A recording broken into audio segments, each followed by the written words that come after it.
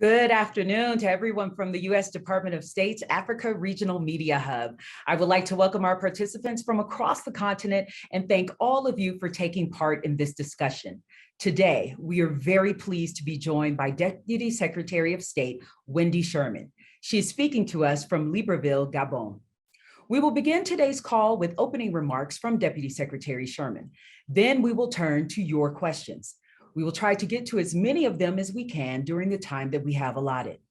At any time during the briefing, if you would like to ask a question live, please indicate so by clicking on the raise hand button and then typing your name, media outlet, and location into the question and answers tab. Alternatively, you can type your full question directly into the Q&A for me to read to our speaker. Again, please include your name, media outlet, and location when you do so. For those listening in French or Portuguese, you may type your questions in French or Portuguese into the Q&A, not into the chat. If you would like to join the conversation on Twitter, please use the hashtag AFHubPress and follow us on Twitter at Africa Media Hub. As a reminder, today's briefing is on the record. And with that, I will turn it over to Deputy Secretary Sherman for her opening remarks.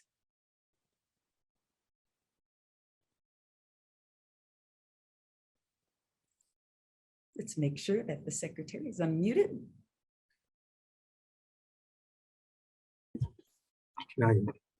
Thank you. Just getting a little help from my friends here. Thank you, Marissa, and thank you all for joining this afternoon.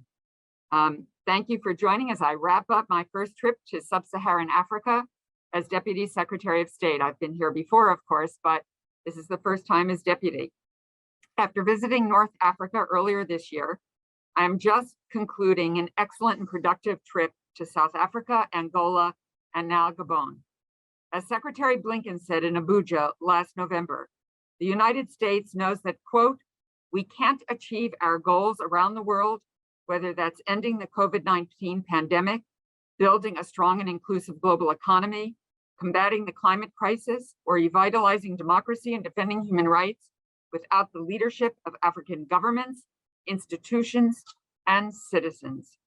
This trip was about deepening partnerships, and we truly see these relationships as partnerships. It was about consultation and open dialogue to identify areas of common ground where we can solve problems together, as well as discuss areas where we may not always agree, since no two nations have perfectly identical interests all of the time. I traveled first to South Africa, where I spent 3 days on the ground in Cape Town, Johannesburg, and Pretoria.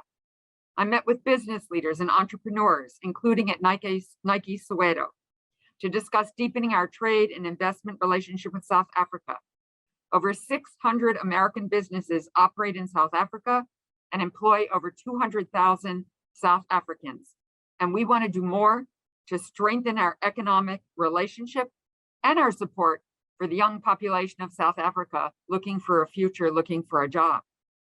I also had the privilege of meeting with inspiring young women who are leading the way in South Africa. I carried with me all the way from Washington the International Women of Courage Award, so I could deliver it in person to Rashonda Pascoe, a community leader and activist working to address gender-based violence and to help young people access psychosocial services. She is the first South African to win the award and is an incredible inspiration.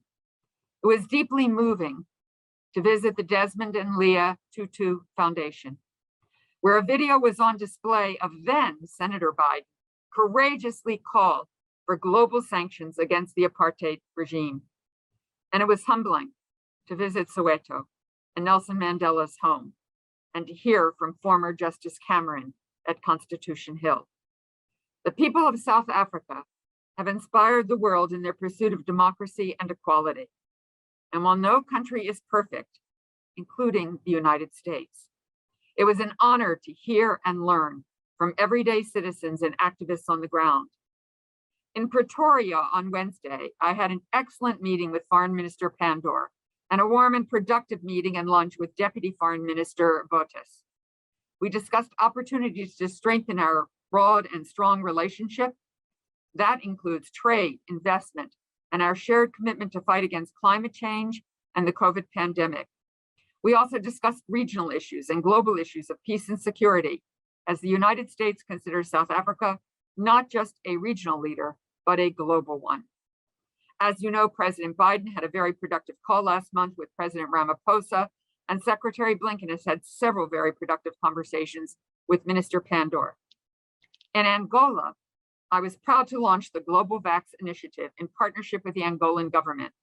Global Vax is all about getting shots in arms to help nations overcome the COVID-19 pandemic. Since, as Secretary Blinken has said, no one is safe until everyone, everywhere is safe. In Angola, the United States will be providing more than $25 million in new resources through Global Vax to do just that. I also had excellent and productive meetings with Angolan President Lourenço, Foreign Minister Tete Antonio, and Minister of State General Furtado about our strategic partnership. We discussed all we are doing to deepen cooperation between the United States and Angola on everything from maritime security to renewable energy to public health, and to further improve transparency in Angola's business sector and help increase US investment. I also had an extraordinarily inspiring meeting with several alumni of the Mandela Washington Fellowship Program in Luanda, who are working on women's entrepreneurship and youth engagement. The Mandela Washington Fellowship is the flagship program of the United States Young African Leaders Initiative, which aims to help young people across Africa build their leadership skills and build connections with the United States, and probably even more importantly, with each other. Finally, here in Gabon, I met this morning with President Ali Bongo Ondimba and with Foreign Minister Michael Moussa Damo to discuss our strategic partnership and close collaboration on climate change and environmental conservation, among many other issues. I was honored as well to meet with Defense Minister Felicite Ongoro Ngobi-Lili to discuss and deepen our security relationship.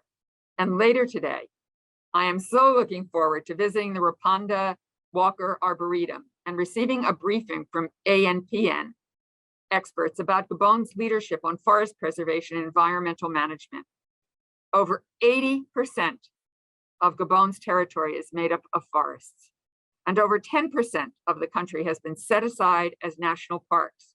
And I want to acknowledge and applaud Gabon's leadership on conservation, not just in Africa, but globally. In all three countries, we also discussed Russia's war in Ukraine. African voices matter when it comes to Ukraine. Putin's invasion of Ukraine is shattering the lives and livelihoods of the Ukrainian people first and foremost, and the Russian people for that matter. But it is also affecting people around the world with higher energy prices and food prices, all caused by President Putin's unprovoked invasion of Ukraine. In our conversations, we discussed how Putin's war of aggression against Ukraine violates the fundamental principles of international law enshrined in the United Nations and African Union charters. Principles including sovereignty, territorial integrity, and the right of nations to choose their own alliances and partnerships. All of us share the objective of ending this war as soon as possible. The challenge of food security, unfortunately, will persist so long as Putin is prosecuting his war of aggression against Ukraine. That is why the United States is making food security a major focus of our presidency of the UN Security Council this month. And it's why we have before the Congress of the United States a robust aid package to help countries around the world manage the effects of Putin's war. And we will continue to work with allies and partners around the world, including our partners here in Africa, to address the food security crisis Putin's war has created. I want to again express my sincere gratitude to all of the government officials, business leaders, and entrepreneurs, young people, civil society activists I've had the pleasure of meeting with over the last several days. I also am thrilled with the magnificent weather I've had everywhere I've gone. I look forward to continuing to make progress together on all the issues we discussed in the months ahead. With that, Marissa, ready to take questions. Thank you. Thank you, Deputy Secretary Sherman. We will now begin the question and answer portion of today's call. For those asking questions, please indicate if you would like to ask a question, and then type in your name, location, and affiliation into the Q&A tab. We ask that you limit your question to one question related to the topic of today's briefing, the Deputy Secretary's trip to Africa and the Biden administration's Africa strategy. Okay, our first question will be a question sent in to us by Mr. Dusabemungu Ange de la Victoire of Top Africa News out of Rwanda. His question reads, you recently met with Rwanda's Foreign Affairs Minister and you discussed various issues, including the environment and climate change. Can you tell us in detail what you discussed on that topic, and how does the U.S. rate Rwanda's climate fight and its leadership in environmental management? Thanks for that question. Climate change, the environment, conservation have been major themes on this trip. In South Africa, in Angola, here in Gabon, it's been top of mind for everyone because African countries are really countries that will suffer enormously if we don't get to 1.5 degrees Celsius on the timetable that was set out in COP26. So it's top of mind, and people are providing extraordinary leadership. We've had nationally determined commitments that are very bold and very aggressive, very tough, but we want to do whatever we can, working together with others to meet those commitments and to do even more. We've urged every country to join the Global Methane Pledge, which is a voluntary commitment to get to 30% reduction in methane by 2030, because it's one of the single easiest ways to, in fact, try to get to that 1.5 degrees Celsius. So I'm really grateful for everything everyone is doing to try to move forward on this very serious issue that really is an existential one for our entire planet. Thank you. Next, we'll go live to Simon Ateba of Today News Africa. Mr. Ateba, you may ask your question. Thank you, Marissa Scott, for taking my question. And thank you, Secretary Wendy Sherman, for doing this briefing.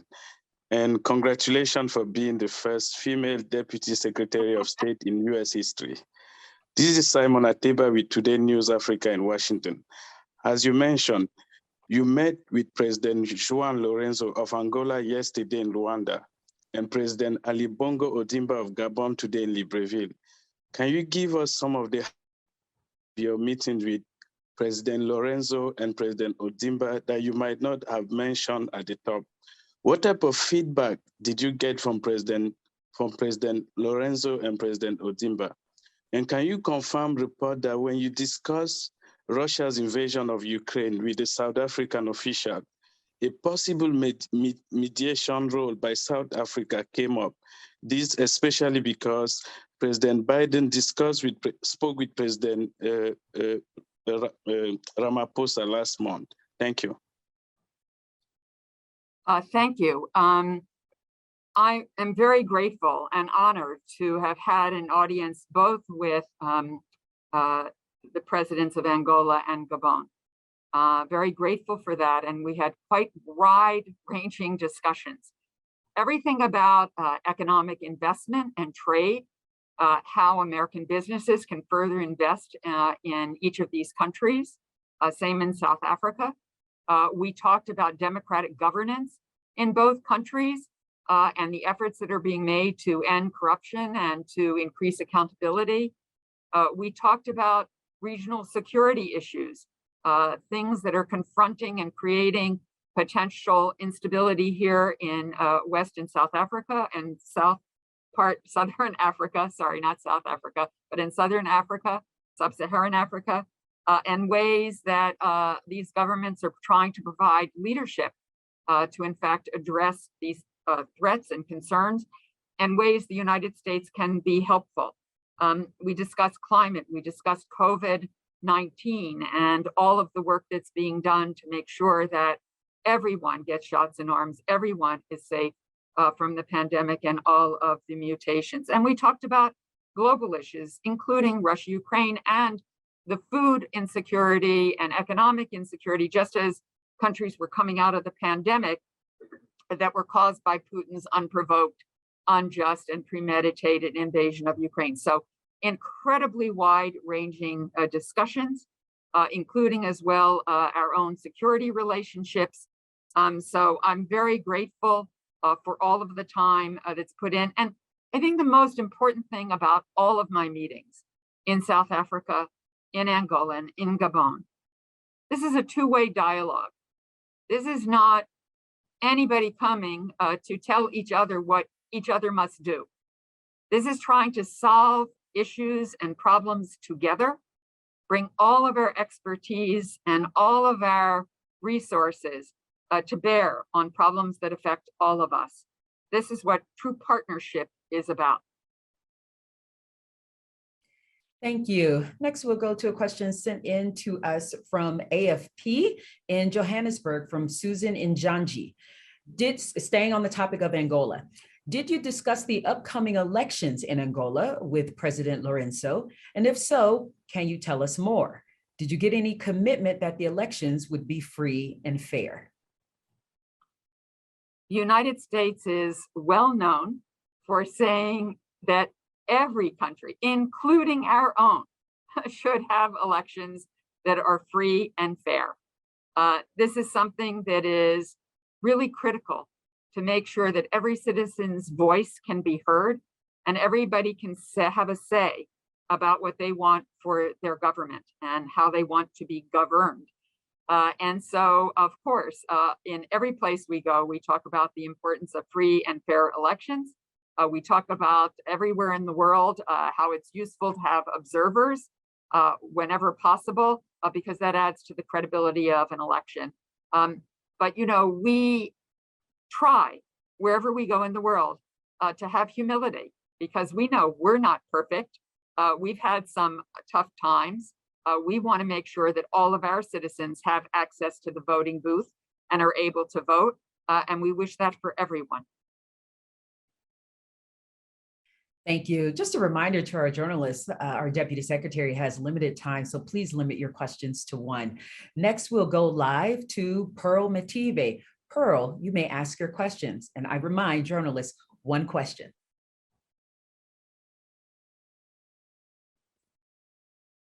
Pearl, you may ask your question. You're still muted. Thank you, Deputy Secretary. First, allow me to extend my sincere condolences on the passing of Secretary Albright. She, too, a quarter of a century ago, visited Angola, met with then President Dos Santos in Luanda, talked about the Lusaka peace process, and today Zambia has come a long way. But just 2 years ago, former Secretary Mike Pompeo visited Angola, and so did many of his predecessors, Colin Powell, John Kerry, Hillary Clinton. And now, a year into your tenure, you visited Angola. And on South Africa, many of the same that I just listed have visited there. My question is, in your role as Deputy Assistant Secretary and beyond what Secretary Blinken did at the end of last year, coming to Africa, what more from your role is different? Because, you know, how should I put this?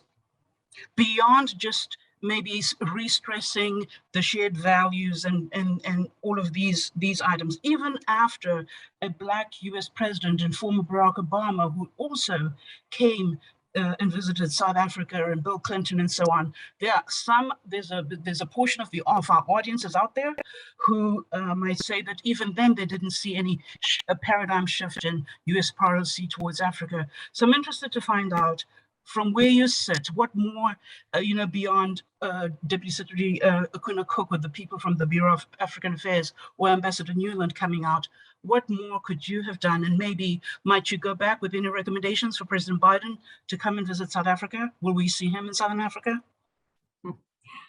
Thank you for your question. You know, diplomacy is not about just one visit. It's the visits that we all do are respect and recognition and building the personal relationships for a really strong and vibrant partnership. But the work really comes after. It's the day-to-day work of our embassies and the people in it. It's the day-to-day work of my colleagues, some of whom are with me, but many of whom are not only back home, but in missions all over the world. to actually get the work done, to work with American business, to shepherd them through the system in a country so that they can invest.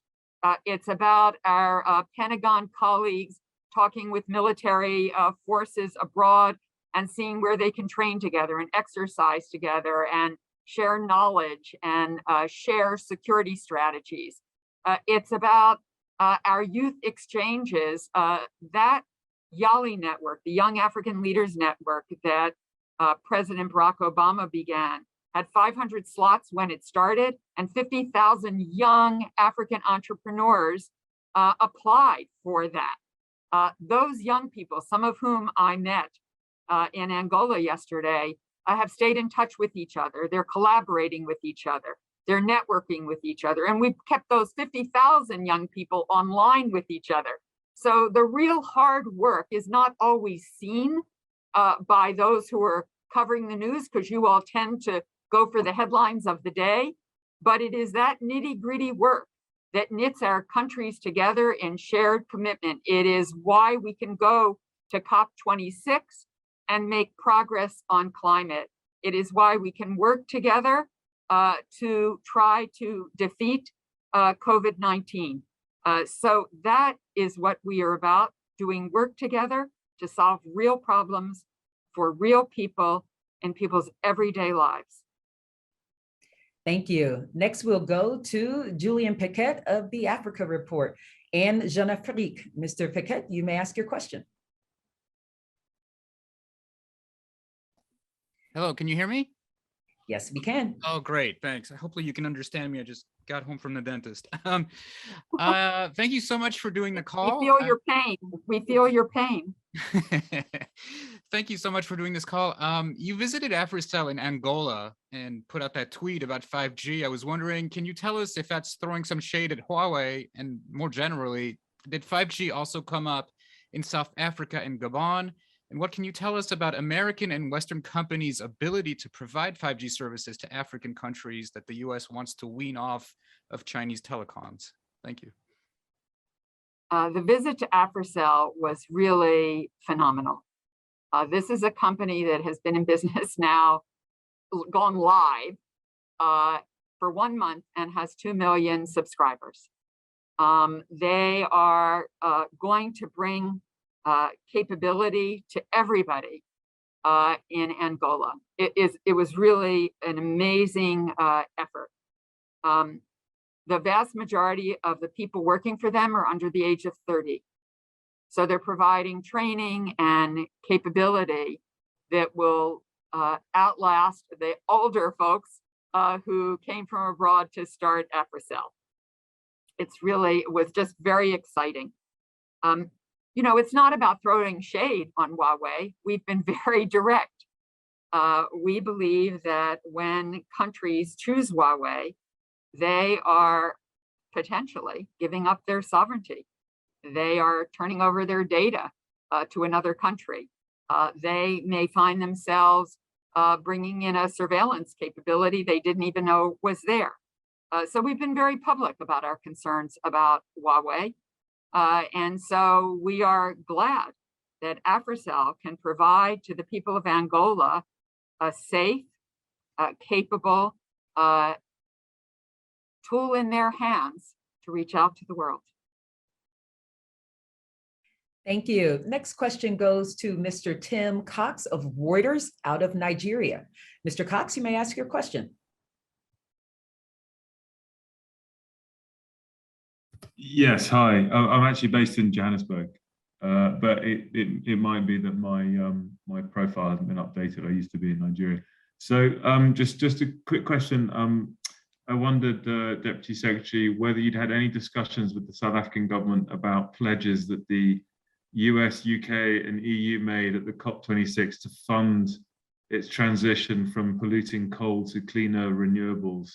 There was talk of 8.5 billion, but my understanding is that that if anything concrete has been agreed, that there are still quite a few details to be worked out. I just wondered if you could shed any light on that.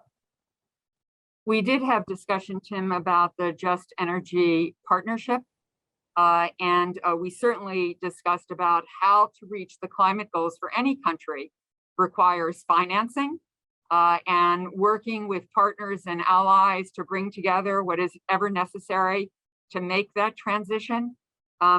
This is hard for all of us, and obviously has made even harder given Vladimir Putin's decision to invade Ukraine, which has upended energy markets as well. So this is a very critical issue. We had a terrific discussion about it and started working through potential ways forward to meet this desire to have a transition which has already begun in all countries around the world. Okay, I think we have time just for one more question. We will go to Hariana Victoria out of TPA, again, Angola. Hariana, you may ask your question. Thank you very much for giving me the opportunity to ask my question. Thank you, Madam Secretary. So we have seen throughout the years many positive signs from the US government towards Angola. And just the fact that US now have more interest in to boost trade and investment and do more partnership with Angola, this also send a positive signal to Angola. So I would like to hear from the Secretary how the Biden's administration evaluate Angola in the last 5 years under President João Lourenço, and if this administration have seen any progress, and if Secretary can give some examples of how Angola have been doing in the last 5 years. Thank you very much. Thank you. So when I was in Angola, as in all places that I visit, I tried to meet with business leaders and entrepreneurs to get a sense of what it's like to do business and whether American business feels they can invest in a country. And I see that happening more and more everywhere. And certainly in Angola, when I met with American business, you've already heard me speak of Africell. They think they have just tremendous opportunities in Angola. They believe the ease of doing business has improved tremendously. Another company that is moving forward is Sun Africa, which will help in Angola's transition to solar and be able to provide solar to all parts of Angola, even those provinces outside of Luanda, where people right now have an uncertain energy supply. And all of these companies, it's not that the companies don't still have some challenges and things they wish were different. I would say American business doing investment in America has things they wish the US government would change.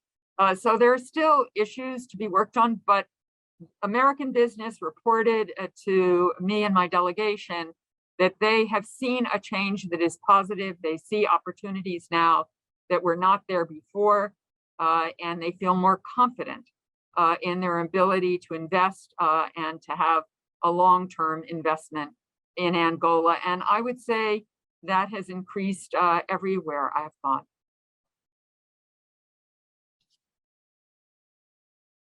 Thank you.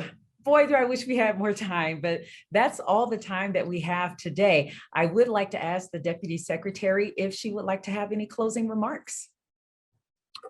All I want to say is to thank you all for what you do. We aren't far from Press Freedom Day. And I have to say I've done press everywhere I have gone because I believe that journalists hold all of us accountable to what our citizens expect of us. So I want to thank you for what you do and really affirm the importance of a free press. Thank you. Thank you. Well, that concludes today's briefing. I would like to thank U.S. Deputy Secretary of State Wendy Sherman for speaking to us today and all of our journalists for participating. If you have any questions about today's briefing, you may contact the Africa Regional Media Hub at afmediahub@state.gov. Thank you.